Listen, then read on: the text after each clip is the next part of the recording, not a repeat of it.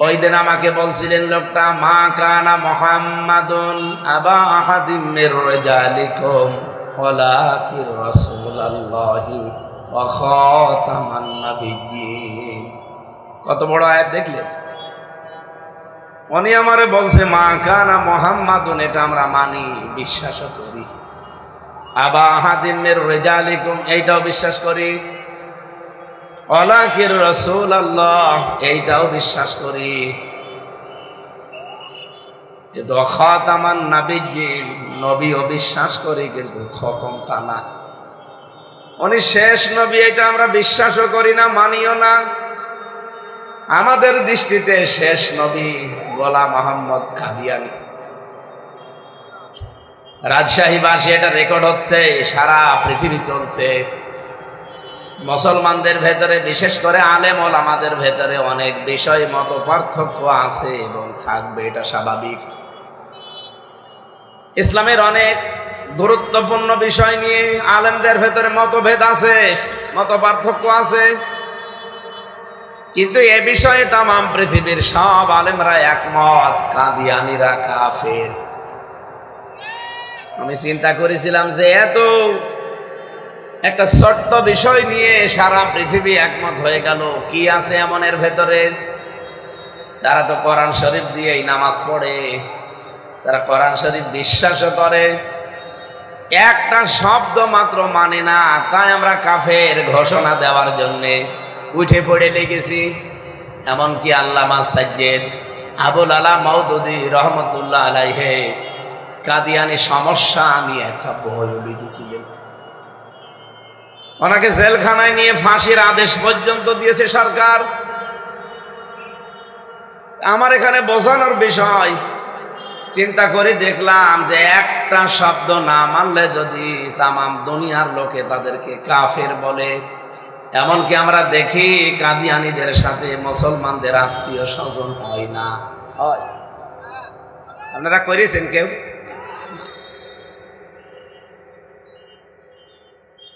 দেশে আমি এমন অনেক মানুষ পেয়েছি মুসলমান, আমার পাশে দাঁড়িয়ে নামাজ পড়েছে লোকটা, ঠাকুরগাঁও। আমি আর উনি এক জায়গায় নামাজ পড়ছিলাম, কিন্তু উনি কথা বলতে বলতে বললেন ওই সময় না, পরবর্তীতে, যে আমরা শরিয়া আইনে বিশ্বাস করি না। শরিয়া আইন মানে কোরআনের আইন।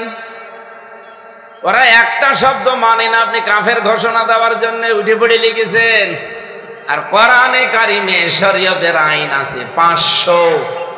কত?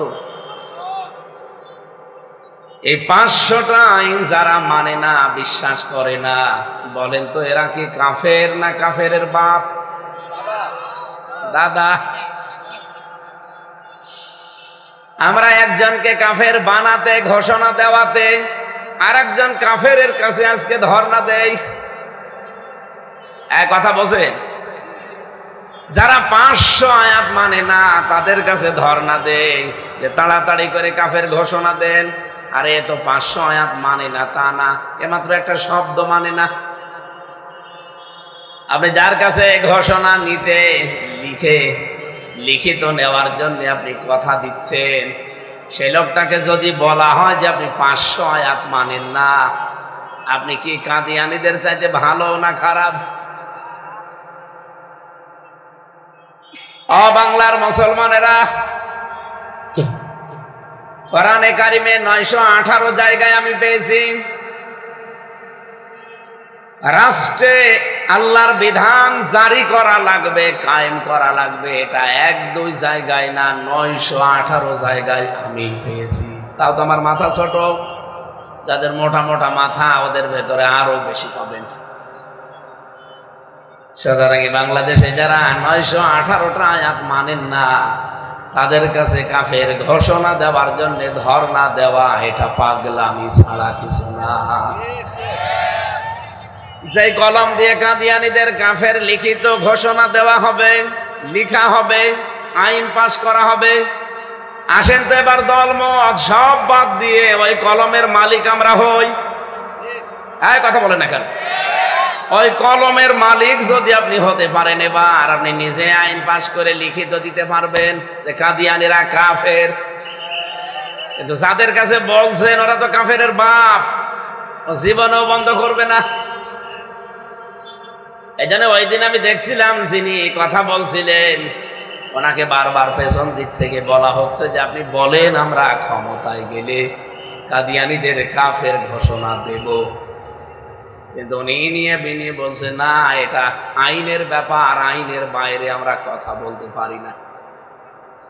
অথচ একজন মাওলানাকে দেখলাম উনি সরাসরি ঘোষণা দিয়ে দিল আমরা যদি যেতে পারি কাদিয়ানীরা কাফের, এটা রাষ্ট্রীয়ভাবে ঘোষণা দেওয়া হবে। আশ্চর্য হয়ে গেলাম, যারা আয়োজন করেছে তারা এই মাওলানার কথায় কোনো গুরুত্ব দেয় না, তাকে চেয়ারও দেয়নি। কিন্তু যারা দিতে চায় না, কারণ দেবে কি করে? সে মানুষগুলো তো নিজেরাই শুধু একটা শব্দ না 918টা আয়াত অস্বীকার করে বসে আছে। আপনি যাই মনে করেন এটাই বাস্তব, এটা মনে করে বসে আছে কেন? কোরআনে কারীম আমাদেরকে জানিয়েছে ওয়ায়াজআলুর রিজসা আলাল্লাযীনা লা ইয়াকিলুন। সূরা ইউনূসের 100 নম্বর আয়াতের শেষের দিকে আছে, আল্লাহ পাক বলেন এই পৃথিবীতে যাদের কমন সেন্স, বিবেক, যাদের আকল আছে, জ্ঞান আছে, এটা যারা কাজে লাগাবে না, আমি আল্লাহ নিজে দায়িত্ব নিয়ে তাদের উপরে ভুল সিদ্ধান্ত চাপিয়ে দেব। আমার তো মনে হয় হেদায়েত পাওয়ার জন্য পৃথিবীতে আর কিচ্ছু লাগে না, শুধু এই আয়াতই যথেষ্ট। কেউ যদি তার বিবেকটা কাজে না লাগায়, তার কমন সেন্স, তাকে আল্লাহ যে আকল দিয়েছেন, জ্ঞান দিয়েছেন, এটা যদি সে কাজে না লাগায়, আল্লাহ নিজে দায়িত্ব নিয়ে তার উপরে ভুল বিষয় চাপিয়ে দেবে। ও কথা বললেই ভুল হবে। এই আয়াতটা কত বাস্তব আপনি দেখেন। ঠাকুরগাঁও কয়েকদিন আগে জাতীয় একজন নেতা বলছিলেন আমরা যদি ক্ষমতায় যেতে পারি তাহলে ফ্যাসিস্ট যারা, সন্ত্রাসী যারা, এতগুলো মানুষ যারা হত্যা করেছে তাদের সব মামলা তুলে নেওয়া হবে। কথাটা শুনে আমাদের কিছু মনে হয়নি, কারণ আমরা তো বাড়ি ঠাকুরগাঁও না, কিন্তু ওখানে 4,80,000 ভোটার, তার 2,60,000 হচ্ছে তরুণ। তারা এক বাক্যে সব খেপে গেছে যে বললো কি? এ কথা কি এমনি কারো মুখ দিয়ে বের হয় না, আল্লাহ বের করে দিয়েছে। আপনারও যদি বিবেক কাজে না লাগান, আপনাকে আল্লাহ জ্ঞান দিয়েছেন, এটা যদি কাজে না লাগান, আল্লাহর কসম আপনার উপরও আল্লাহ ভুল জিনিস চাপিয়ে দেবে। আপনি বলতে যাবেন একরকম, হয়ে যাবে আর একরকম। আমি আশা করি কথা বোঝাতে পেরেছি। সুতরাং কাদিয়ানীদের কাফের ঘোষণা দেওয়ার জন্য আর কারো কাছে ধর্ণা দেওয়া, দাবি জানানো লাগবে না। বাংলাদেশে এখন যে পজিশন অলরেডি চলে এসেছে, এবার আমরা ওই কলমের মালিক হয়ে নিজেরাই ঘোষণা দেব। আপনারা এই ব্যবস্থা করবেন না? প্রধান অতিথি কি বলছিলেন?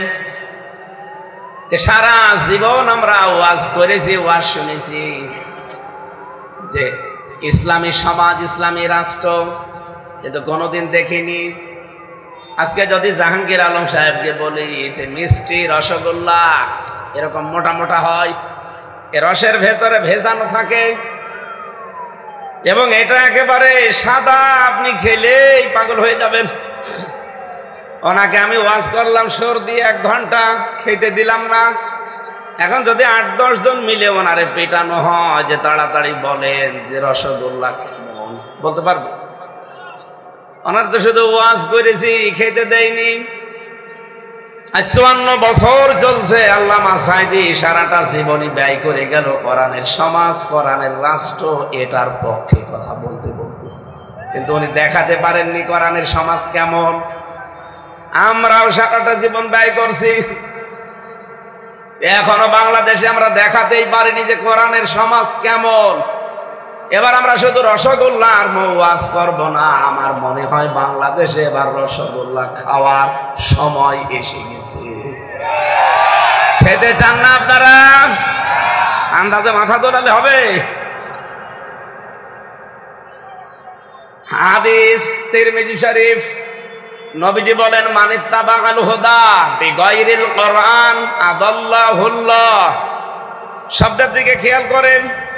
যে ব্যক্তি হেদায়েত পাওয়ার জন্য ভালো হওয়ার নিয়তে কোনো জায়গায় যায় কিন্তু সেখানে কোরআন নেই, কোরআনের কর্মসূচি নেই, নবীজি বলেন আদাল্লাহুল্লাহ, আল্লাহ নিজে দায়িত্ব নিয়ে তাকে গোমরা বানিয়ে দেয়। আর আজ সাইবানসি জ্ঞানী মানুষ আপনারা, শব্দটা যদি নবী দল্লা ইয়াদিল্লু দিতেন তাহলে বাংলা অর্থ আসতো আপনি নিজেই নিজেকে খারাপ বানিয়ে ফেলেছেন, এতটুকুই।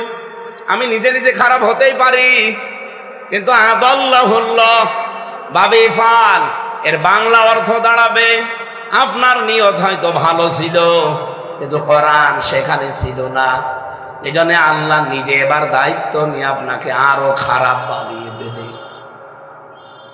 আমার প্রশ্ন, এখানে হেদায়েত দেওয়ার একচ্ছত্র মালিকানা কার? জাহাঙ্গীর সাহেবকে আল্লাহ হালকা দিয়েছে, হেদায়েত দিতে পারবে উনি? হামজা পারবে? এক কথা বলেন না। নবীকেও আল্লাহ দেয়নি, বিশ্ব নবীর হাতে আল্লাহ এটা ছেড়ে দেয়নি, শুধু আল্লাহ নিজের হাতে রেখেছেন। উনি যদি বলে যে আমি তোরে খারাপ বানিয়ে দেব, গোমরা করে দেব, আপনার কোন বাবা আছে বলেন আপনাকে হেদায়েত দিতে পারবে? আজকে সিদ্ধান্ত নিয়ে বাড়ি যাওয়া লাগবে, শুধু ওয়াজ শুনতে আসা না, বসে দাঁড়িয়ে শুয়ে বিভিন্ন জায়গায় যেভাবে আছেন মেনে নিলে আপনি সাকসেস।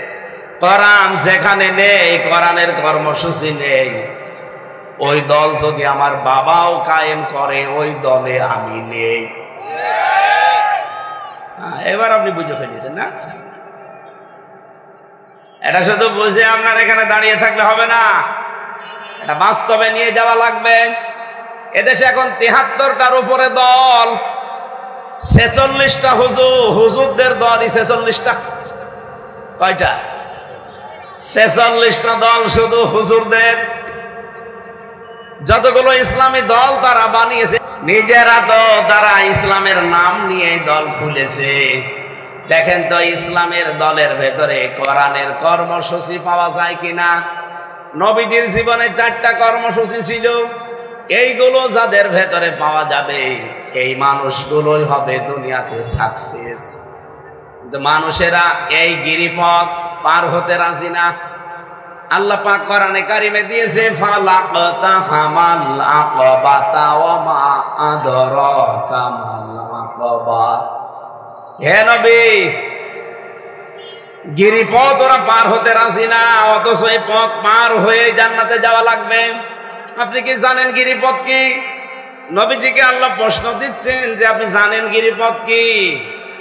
নবীজি বললেন না আমি জানি না, আপনি আমাকে জানান। আল্লাহ তখন জানিয়েছেন ফাক্কু রাকাবা। ফাক্কুন মানে মুক্তি, রাকাবা মানে দাস। যারা দাস মুক্তির জন্য দুনিয়ায় কাজ করে এরা এই সিঁড়ি পার হয়ে জান্নাতে যেতে পারবে। রাজশাহীবাসী এখন বাংলাদেশে এবং পৃথিবীতে কোন জায়গায় দাস সিস্টেম আছে নেই? তাহলে আয়াতটা তো আছে, আপনি আয়াতে আমল করবেন কি করে? আধুনিক মুফাসসিরিন ইকরাম দিয়েছেন দাস মুক্তি মানে এই পৃথিবীতে আমরা যেহেতু দাস, গোলাম, সার্ভেন্ট, ভৃত্য যাই বলেন, কার বলেন তো? আরো জোরে বলেন। কিন্তু আমরা দেখতে পাচ্ছি তামাম পৃথিবী পাগল, মানুষ মানুষকে গোলাম বানিয়ে রাখার জন্য। কথা বলছেন? মানুষ মানুষের তৈরি করা আইন কায়েম করে তার গোলামি করবে। সুতরাং যারা মানুষকে মানুষের গোলাম বানাতে চান, মানুষকে মানুষের আইনের গোলাম বানাতে চান, তারা জীবনেও সফল হতে পারবেন না। সফল হতে হলে মাস্ট বি আল্লাহর এই বান্দাদেরকে আল্লাহর গোলাম বানানো লাগবে, আর সেটা একমাত্র হতে পারে কোরআনের আইনের কারণে। তাহলে এই দেশে যত দল আছে কোন দল সফল হবে না যেই দলের কর্মসূচিতে এইটা থাকবে যে তারা মানুষকে আল্লাহর গোলাম বানাতে চায়। আপনার বিবেকে এবার যা বলে আপনি তাই করেন। মানুষকে মানুষের গোলামি থেকে মুক্ত করে যারা আল্লাহর গোলাম বানাতে চায়, কোরআন বলছে তারা সফল। জোরে বলেন সুবহানাল্লাহ। আমরা এই সফলতা অর্জন করতে চাই না? আরো জোরে বলেন চাই না? বিশ্বনবী মুহাম্মদুর রাসূলুল্লাহ সাল্লাল্লাহু আলাইহি সাল্লাম যে ৭৩টা দলের কথা বলেছিলেন যে আমার উম্মতের ভেতরে ৭৩ দল হবে, একটা মাত্র দল জান্নাতে যাবে, বাকি সব দল যাবে জাহান্নামে। নবীজি কিন্তু বলেন না যে ৭২ দল ইহুদি, খ্রিস্টান, বৌদ্ধ, মাজুসি না, এগুলো সবই মুসলমান দাবি করবে। দেখলেন না খালি ইসলাম নিয়ে দল খুলেছে ৪৬টা, আর জেনারেল গুলো মিলে ৭৩টা। এই দেশে আছে এখন নিবন্ধন পেয়েছে ৪৯টা, আর বাংলাদেশ জামাত ইসলামী ফিরে পেয়েছে 50টা। আর একজন নিবন্ধন পাওয়ার জন্য না খেয়ে বসেছিল কিন্তু পাইনি, কি জানো, আম তারেক, আম জনতা। আমার মনে হয় ওরে নিয়ে এসে রাজশাহীর আম চত্বরে বেঁধে দেওয়া দরকার। ও কিয়ামত পর্যন্ত না খেয়ে থাকলে ওরে নিবন্ধন দেওয়া যায়। ও কেউ আছে, ও আর বউ ছাড়া কেউ নেই।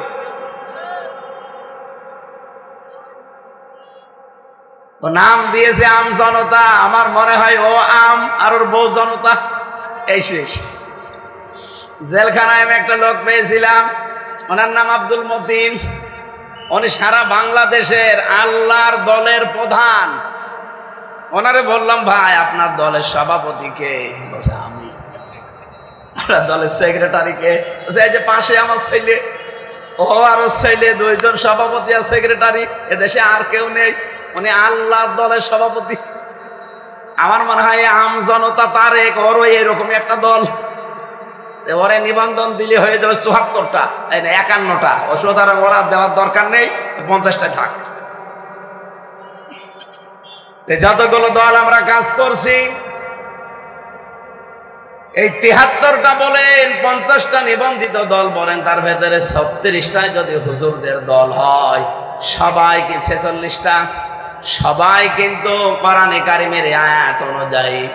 আমি যেটা বোঝাতে চাচ্ছিলাম, বিশ্বনবী মুহাম্মদুর রাসূলুল্লাহর ঘোষণা অনুযায়ী সবাই সফল হবে তা না। যাদের কর্মসূচিতে কোরআনের কর্মসূচি আছে তারা সফল হবে। আর আমি এটা সত্যি কথা বলছি, আমি ভেবে চিন্তে পড়াশোনা করে বাস্তবে দেখে আমি দেখেছি যত দল এই দেশে এখন কাজ করছে ৪৬টা মাওলানাদের আর বাকি জেনারেল, এই ৭৩টা দলের ভেতরে শুধু জামাত ইসলামী বাংলাদেশে এই 4টা কর্মসূচি হাতে নিয়েছে।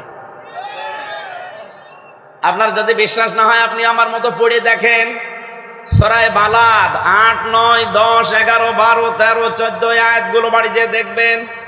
সফল হতে হলে কোরআনের কর্মসূচি লাগবে। আজকে যেহেতু সিদ্ধান্ত নিয়েছেন যেই দলে কোরআন নেই, কোরআনের কর্মসূচি নেই, ওই দলে আমি। কারা কারা নেই হাত তোলেন তো। আন্দাজ হাত তুলবেন না, দেখেন তো হাত তোলেনি কে, দেখেন। ও যে পেছনে হাত তোলেন, তাড়াতাড়ি হাত তোলেন, আপনাকে দেখাতে হবে। লিল্লাহি তাকবীর। আলহামদুলিল্লাহ, মাহফিল আর যাই হোক অন্তত সাকসেস। এরপরেও যদি যারা অন্তত হাত তুলেছেন, কোরআন যেখানে নেই ওখানে রায় দেন, সমর্থন জানান, আপনি কিন্তু মুনাফিক। আর মুনাফিক মরে গেলে যাবে কোথায়? জাহান্নামে না, জাহান্নামের নিচে। ইন্নাল মুনাফিকিনা ফিদ দারকিল আসফালি মিনান নার। ওর নিচে আবু জেহেলও থাকবে না, ও থাকবে।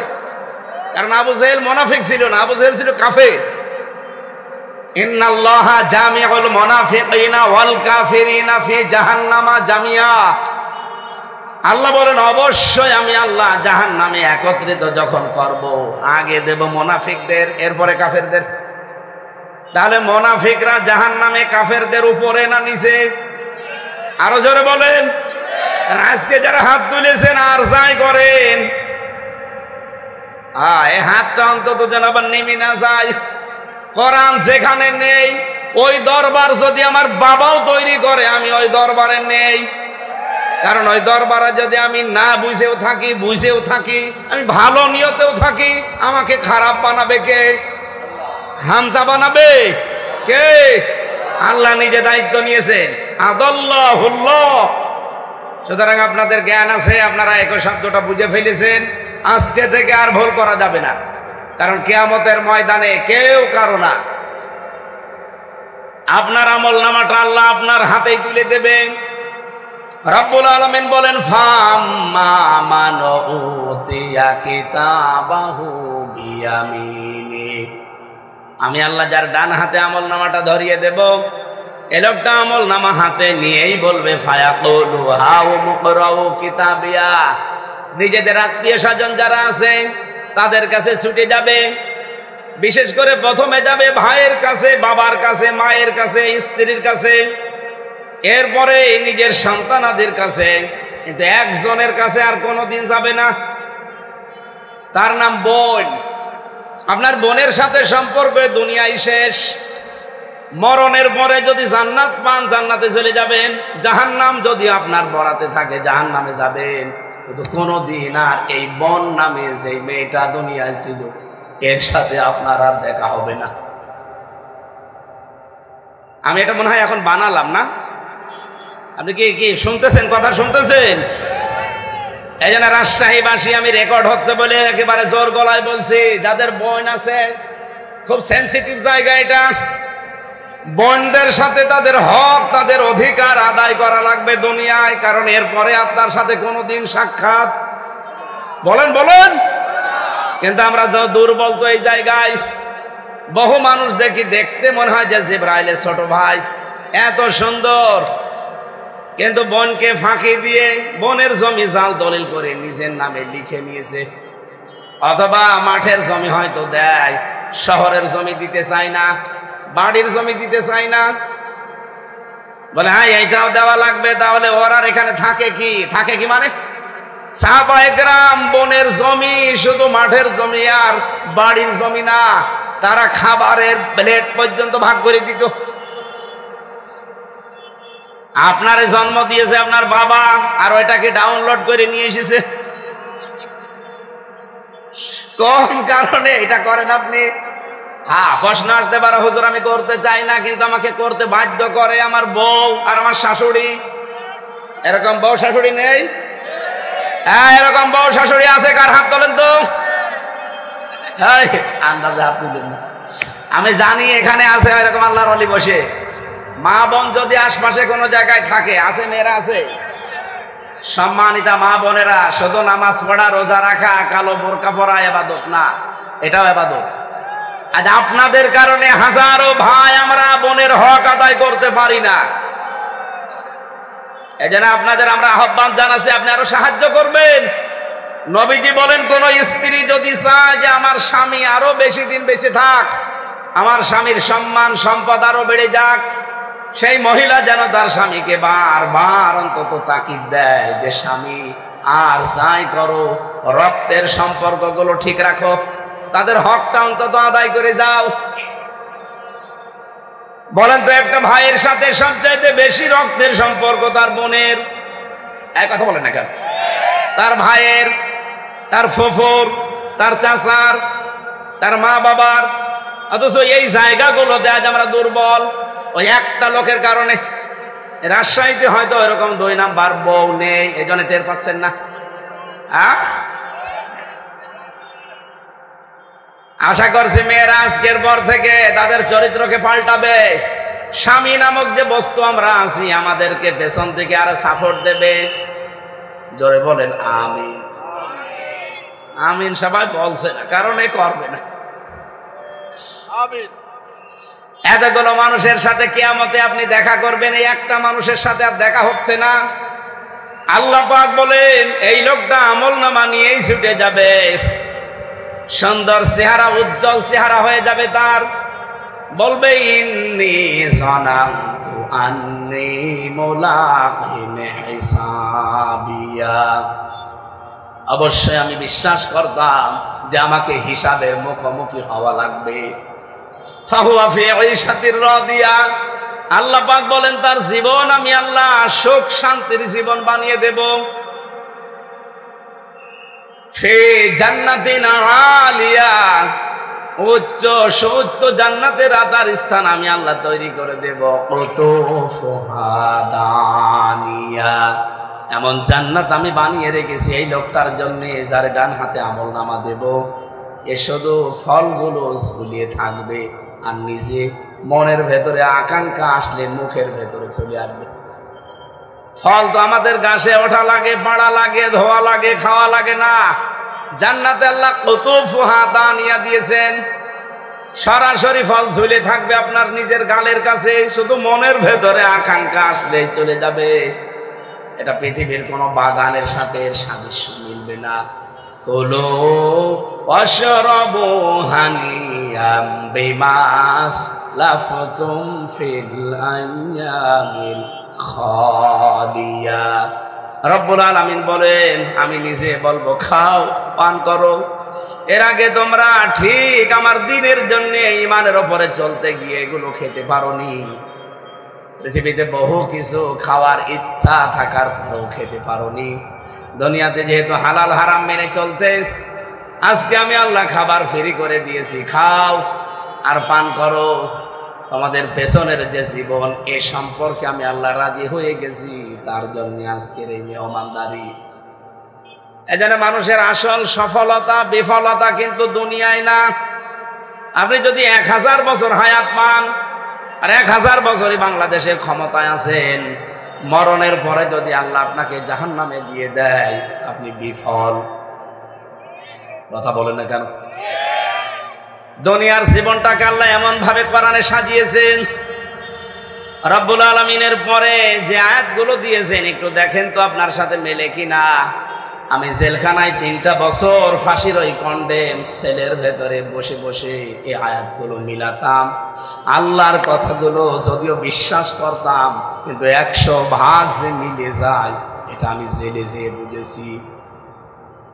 আল্লাহ রাব্বুল আলামিন বলেন, দুনিয়ার জীবনটা আমাল হায়াতুদ দুনিয়া ইল্লা মাতাউল গুরুর। হে পৃথিবীর মানুষেরা, দুনিয়ার জীবন কিন্তু খেলাধুলা, রং তামাশা, ক্রিয়া কৌতুক, ধোঁকা, ছলনা, এটা ছাড়া কিচ্ছু না। এটা যে যত তাড়াতাড়ি বুঝবে, তার জীবন তত আখিরাতের জন্য তৈরি হবে। সূরা আলে ইমরানের 185 নম্বর আয়াতটা আমি কিন্তু পড়ি নাই, শুধু বাংলা বলেছি। ফামান যুহজিহা আনিন নার ওয়া উদখিলাল জান্নাতা ফাকাদ ফাজ। আল্লাহ বলেন, ওই লোকটার জীবনই তো সফল, যাকে আমি আল্লাহ জাহান্নামের আগুন থেকে বাঁচিয়ে জান্নাত দিয়ে দেব। এটা একটা অর্থ। এরকম 33টা অর্থ আছে আয়াতের। দ্বিতীয় অর্থ হচ্ছে, ওই লোকটার জীবন সফল, যাকে আল্লাহ দুনিয়ার এই জীবনে জাহান্নামের কাজগুলো ছেড়ে দেওয়ার সুযোগ করে দেয় আর জান্নাতের কাজের দিকে আস্তে আস্তে সে এগিয়ে যায়। আপনি নিজের দিকে তাকিয়ে বলেন আপনার জীবন সফল কিনা। আগে আপনি হয়তো সুদ খেতেন, এখন সুদ ছেড়ে দিয়েছেন। আগে নামাজ পড়তেন না, এখন নামাজ ধরেছেন। আগে যাকাত দিতেন না, এখন দেন। আগে উলঙ্গ লাশ দেখতেন, এখন আর দেখেন না, ছেড়ে দিয়েছেন।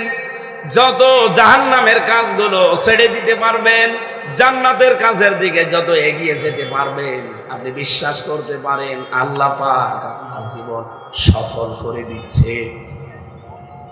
যেটা এমনি হবে না, এর জন্য তো পরিশ্রম, মেহনত করা লাগবে। এই মেহনতের প্রথম থিওরি এটা দুনিয়ার জীবন সম্পর্কে ভালোভাবে ক্লিয়ার হওয়া। এটা যে ধোঁকা বললেন আল্লাহ, ছলনা বললেন, প্রতারণার জায়গা, আসলেই তো পৃথিবীর কেউ কারো আপন না। যত ভালোবাসুক আপনাকে, সব কিছু কিন্তু স্বার্থের কারণে। আপনি প্রশ্ন আসতে পারেন, না আমার বউ আমারে খুব ভালোবাসে, আমিও জানি। আপনি যদি আজকেই তার 50,000 টাকার মতো লস করে দেন, মানে জেনে শুনেই লস করেছেন। যত ভালোবাসার মানুষ হোক, দেখবেন এই কথার জন্য আপনাকে যে কোনো ভাবে খোঁচা দেবে। কথা বলে না কেন? পৃথিবীতে কেউ কারো আপন হলে আমার আল্লাহ আয়াত দিতেন না। আপনার মা বাবা আপনাকে ভালোবাসে, আমিও জানি, কিন্তু স্বার্থে যদি কোনো সময় আঘাত পড়ে, মা বাবাও আপনাকে ত্যায্য পুত্র পর্যন্ত করে দেয়। এই কথা বলেন না কেন? পৃথিবীতে যদি বউ মা বাবার কথা আল্লাহ কোরআনে তুলে দেয়, যারা কিন্তু আপনার সাথে থাকবে না, সব পালিয়ে যাবে।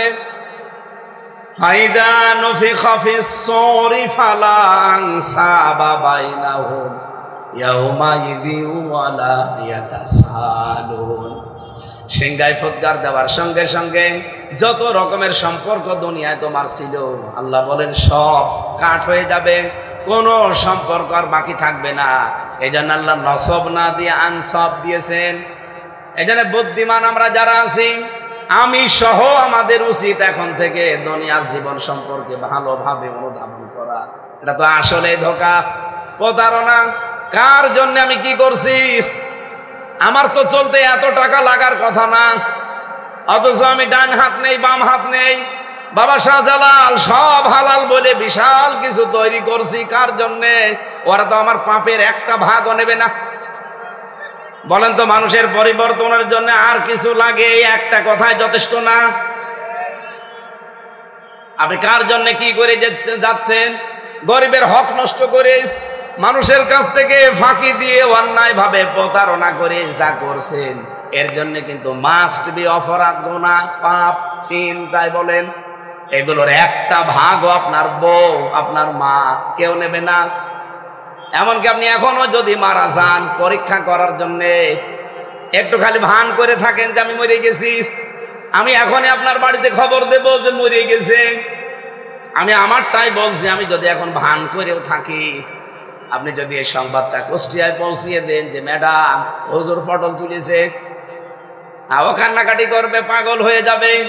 কি করব? দিশে পাবে না। 2-3 দিন, 5 দিন, 7 দিন একা ধারে কাঁদবে। খাবার মাবারও খাওয়ানো যাবে না। দেখবেন 7 দিন পরে ঠিক আস্তে আস্তে স্বাভাবিক হয়ে গেছে। মানুষ মরে গেলে আমি দেখি আমরা অনেকেই খাবার খাই। আমি ওই সময় লক্ষ্য করি, আল্লাহ আমিও মরে গেলে মানুষ খাবার খাবে। একটা দিনের জন্য খাবার বন্ধ করবে না। আমি যে মরে গেছি, আমি পড়ে আছি, অথচ খাবার খাচ্ছে। ওরা যদি বলেন ম্যাডাম আমরা লাশ নিয়ে আসতেছি অ্যাম্বুলেন্সে, আপনি যে খাটে আছেন ওই খাটের নিচে শুধু আজকের রাতটা পাহারা দেন, বলবে না জিন আসবে। কথা বলছেন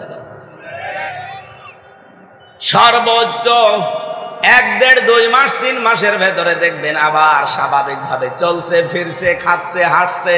আপনার কথা হয়তো মাঝে মাঝে মনে পড়লেও পড়তে পারে, না পড়লেও পড়বে না। ঠিক আমার শ্বশুর আর শাশুড়ি এসে আমার বাবা মাকে বলি ম্যাডামকে নিয়ে যাবে, কয়েকদিনের ভেতরেই দেখবেন বলবে আর কতদিন থাকবে, মেয়ে বিয়ে দিয়ে দিলাম, দিয়ে দেবে। মাত্র 5 থেকে 7 দিন সংসার করবো জামাইয়ের সাথে। আমার শ্বশুর যদি কল দিয়ে বলে তামান্না এ জামাইটা কেমন, বলবে আব্বা আগে যেটা ছিল হামজা ও কি মানুষ, এ যা পেয়েছি। অথচ আমি কি করি নাই বলেন তো? এটা রেকর্ড হচ্ছে। আবার আমার মনে হয় ম্যাডাম শুনলে আজকে আমার কপালে কি আছে আল্লাহ জানে। তারপরও যেহেতু কোরআনের সাথে মিলছে, আল্লাহ বললেন মাতাউল গরুর, এটা প্রতারণা, ধোঁকা, ছলনা। যত তাড়াতাড়ি আমরা বসবো তত তাড়াতাড়ি আমাদের আখিরাতের ঘর তৈরি হবে। এই কথা বলেন না কেন? এই জন্য আমার এখন এই জেল থেকে বের হওয়ার পরে অনেক কিছু কমে গেছে। আগে যা ছিল, এই যে স্যার বলছিলেন না আকিস গ্রুপে ছিলাম আমি, মালিকের সাথে থাকতাম, কি লাগে আর। বাংলাদেশে আকিস বোঝেন, যদি 10 জন ধনী থাকে তারা 1 জন। আমারে তো মালিক বলেছিল যা লাগে শুধু আপনি বলবেন। আপনার ওয়াজ করে কয় টাকা হয়? ওয়াজ করে টাকা নেওয়াই লাগবে না, যা লাগে সব আমি দেব, আপনি শুধু দিন প্রচার করে বেড়ান। তো কি লাগতো আমার? আমি যদি শুধু বসে বসে শুধু সপ্তাহে একটা নামাজ পড়াতাম, ওনাদের জমান নামাজ। কিন্তু জেলে যাওয়ার পরে দেখলাম হ্যাঁ আগে আমি টাকাও নিয়েছি, 1 জমান নামাজ পড়িয়ে 1 লাখ টাকা করে। টাকা পয়সার প্রতি আমারও চাহিদাও ছিল। এখন আস্তে আস্তে এই জেল থেকে বের হয়ে অনেক কিছু আল্লাহ নিজে নষ্ট করে দিয়েছে, কারণ মন মানসিকতা আমি বানিয়ে ফেলেছি। কামাই করবো কার জন্যে? আমার 3টা মেয়ে দিয়েছে আল্লাহ, যা করবো কামাই সব খাবে জামাই। ওই লোকের ছেলের জন্যে আমার আখিরাত নষ্ট করার দরকার আছে? যা আছে খেয়ে বইরে যাব, দিনের জন্য খরচ করবো। ওই ওদের ছেলে মেয়েরা পায় পাক না পায় না। আমি আবার বলছি আমার মা বাবা ধোঁকা, আমার স্ত্রী ধোকা, আমার সন্তান আদি ধোকা, পৃথিবীর কেউ কারো না, সবাই স্বার্থের পাগল। আপনি শুধু চোখ বন্ধ করেন, সব কাট হয়ে যাবে আপনার সাথে। আল্লাহ পাক বলেন এরকম একটা জীবন নিয়ে আমার সামনে যখন মানুষটা দাঁড়াবে, ওয়াম্মান উতিয়া কিতাবাহু বিশিমালি ফায়াকুলু ইয়া লাইতানি লাম উতা কিতাবিয়া। তার বাম হাতে আমলনামাটা ডান হাতের মতো এত সহজে দেব না। তাফসিরে মুফাসসির বলেন এই বুকের ভেতর দিয়ে ফাঁকা করা হবে, কান দিয়ে হাত ঢোকাবে, পেছন দিক থেকে বের করবে, ওই কিতাবটা হাতের উপরে দিয়ে ফেরেশতারা বলবে এবার টান দেন। বুকের যা কিছু আছে ছিঁড়তে ছিঁড়তে চলে আসবে। লোকটা আফসোস করে বলবে জীবনের সর্বোচ্চ আফসোস, ইয়া লাইতানি, এর বাংলা অর্থ সর্বোচ্চ আফসোস, সর্বোচ্চ আফসোস করে বলবে আল্লাহ আমাকে যদি আজকে হিসাব দেওয়া না লাগতো, ওয়ালামাদির মা হিসাবিয়া, এমনকি আমি যদি জানতাম যে আমার হিসাব নেওয়া হবে না, তাহলে সব চাইতে আমার জন্য আজকে ভালো হতো।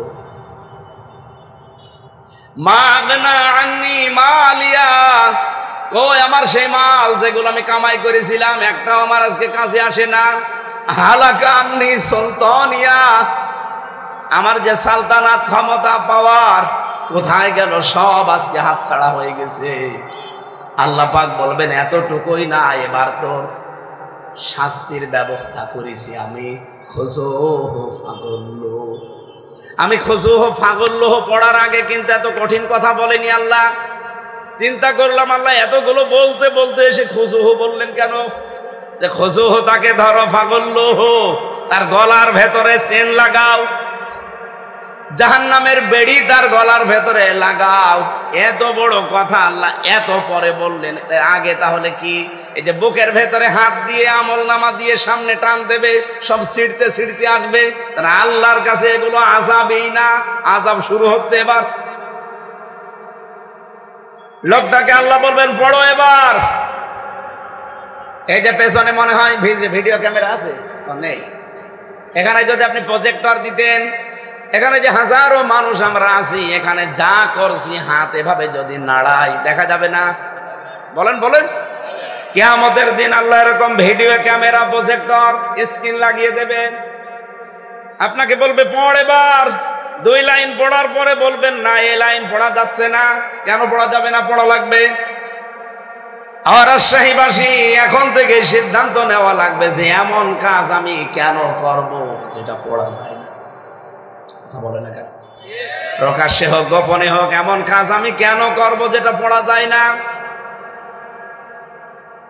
এটা শুধু আপনাদের জন্য না, আমি নিজের ওয়াজ আমি নিজেই করছি, আমি নিজেই যেন মানতে পারি। সেজন্য আজকে থেকে আমাদের সিদ্ধান্ত নেওয়ার পালা যে এমন কাজে আমি আর আঞ্জাম দিতে চাই না যেই কাজ আমি কিয়ামতের দিন মানুষের সামনে পড়তে পারবো না।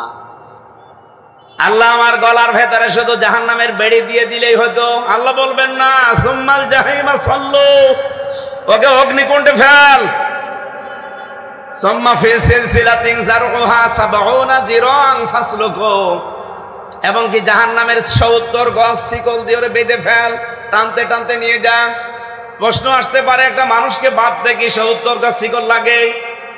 ৩-৪ হাত হলেই তো হয়ে যায়, এত বড় শিকলের কথা কেন দিলেন?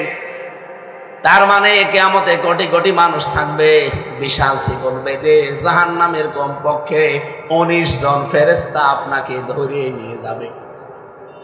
আমার রিমান্ডে যখন নিত, চোখ কালো কাপড় দিয়ে বেঁধে দিত, মাজার সাথে একটা মোটা দড়ি লাগিয়ে দিত, যে গরু ছাগল যেভাবে বাঁধে, হাত পেছনে দিয়ে হ্যান্ডকাপ লাগিয়ে পায়ের সাথে ডান্ডা বেড়ি দিয়ে ওই আদালত চত্বরে টানতে টানতে নিয়ে যেত হাজতখানা থেকে। আমার মাঝে মাঝে এই আয়াতটা মনে হতো, আল্লাহ আজকে হয়তো অনেকেই দেখে, অনেক সাংবাদিক, অনেক পুলিশ, অনেক সাধারণ জনগণ ওই বিল্ডিং থেকে এই বিল্ডিং এত দূর যাচ্ছি হেঁটে, মনে হচ্ছে গরু টেনে নিয়ে যাচ্ছে। আমি তো কিছু দেখতে পাচ্ছি না, কারণ কালো কাপড় দিয়ে চোখ বেঁধে দেয়। হয়তো কত মানুষ দেখছে আজ আমারে, কেউ কাঁদতেছে মনে মনে, কেউ হাসতেছে যে ভালো হচ্ছে। কিন্তু কিয়ামতের দিন ঠিক এই দৃশ্যটাই তৈরি হবে যদি আমার আমল নামাটা আমি ঠিক করতে না পারি। কিয়ামতে এই দৃশ্য আল্লাহ বানিয়ে ৭০ গজ শিকল দিয়ে টেনে নিয়ে যাবে ফেরেশতারা। যে সমস্ত কারণে তাদেরকে নিয়ে যাবে সে কারণগুলো খুব বড় না, আমরা ওই কারণগুলো নিজেরাই কারণ করি। ইন্নাহু কানা লা ইউমিনু বিল্লাহিল আযীম ওয়া লা ইয়াহুদ্দু আলা তাআমিল মিসকিন। এক নম্বরে সেই মানুষগুলোকে আল্লাহ এরকম কঠিন শাস্তির জন্য নিয়ে যাবে দুনিয়ায় যারা আমার আল্লাহতে বিশ্বাসী ছিল না। এজন্য আল্লাহর উপরে বিশ্বাস কি, এটা সিগনিফিকেন্স কি? অনেকে প্রশ্ন করতে পারেন যে আল্লাহকে তো বিশ্বাস করি না, আমিনান নাসি মা ইয়াকুলু আমান্না বিল্লাহ। আল্লাহ বলেন অনেক মানুষ এমন তোমাদের ভেতরে আছে যারা বলে আল্লাহ একজন আছে বিশ্বাস করি, অবিল ইয়াউমিল আখির কিয়ামত হবে বিশ্বাস করি, ওমা হুম বিমুমিনিন। আল্লাহ বলেন না, এর ঈমান আনা এখনো হয়নি। তাহলে কথাটা কি? আপনি মুখে বলছে একজন মানুষ, স্বীকার করছে, কিন্তু তার মনে এটা আসলে নেই। এ ধরনের মানুষ বাংলাদেশে কম না বেশি? বেশি। এই জন্য আমাদের ঈমানটা যেন ভেজাল না হয়। আমি কিন্তু সরাসরি বললাম যে অবস্থা আমাদের কপালে আসতেছে। ২ নম্বরে ওয়ালা ইয়াহুদ্দু আলা তাআমিল মিসকিন, যারা এতিম মিসকিনদের খাবারের ব্যবস্থা করে না, এতিমকে যারা ধাক্কা দেয়, এতিমকে যারা খাবার দেওয়ার জন্য উৎসাহ যোগায় না। এখানে এতিম মানে শুধু মা বাবা নেই, এরা এতিম না। যে যেখানে বসে আছেন তার নিচে যারা আছে সবাই তার কাছে এতিম। এই রাজশাহীতে যিনি ডিসি আছেন, এসপি আছেন, এই 2 জনের নিচে যারা কাজ করে সবাই তাদের কাছে এতিম। এই কথা বলেন না কেন?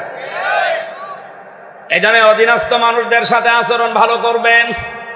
আপনি বিদায় নেওয়ার পরে অন্তত এতিম অসহায় এই অধীনস্থ মানুষগুলো যেন একটু কান্নাকাটি করে, অথবা তারা আফসোস করে যে একজন ভালো মানুষ হারালাম। আর আপনি এমন জীবন গঠন করেছেন, আপনি চলে গেলে অনেকে মিষ্টি বিনোদন করে। কথা বলে না কেন? কত সত্য মিথ্যা এক জায়গায় করে আল্লামা সাঈদীর নামে আপনি ফাঁসি পর্যন্ত রায় দিয়েছিলেন, যাবজ্জীবন দিয়েছিলেন। দেখলেন তার জন্য কত মানুষ এই দুনিয়া থেকে নিঃস্বার্থভাবে জীবন দিয়ে চলে গেল। সেই ফাঁসির রায় তো আপনারও হয়েছে। একটা মশাও মনে হয় মরেনি। মরেছে একটা মশা? মরেছে না, আমি তো খবর পাইনি। মানুষ মরা তো দূরের কথা, একটা মশাও মরেছে আমি খবর পাইনি। মশাও যদি বলতো আমি আত্মহত্যা দিলাম, আমার নেত্রী নেই, তাও দেয়নি। এমন জীবন আমি তৈরি করবো কেন? আশা করছি আমাদের জীবনে আয়াত থেকে আজকে আল্লাহ পরিবর্তন করে দেবে। আমরা এই সমাজ যেন শুধু এতিম মিসকিন, আর আমরা থাকবো 10 তলায়, কেউ থাকবে গাছতলায় না। আমরা সব সমান করতে চাই ইসলামের মাধ্যমে। কেউ 10 তলায় থাকবে, কেউ গাছতলায় থাকবে। এই থিওরি দেশে বাদ।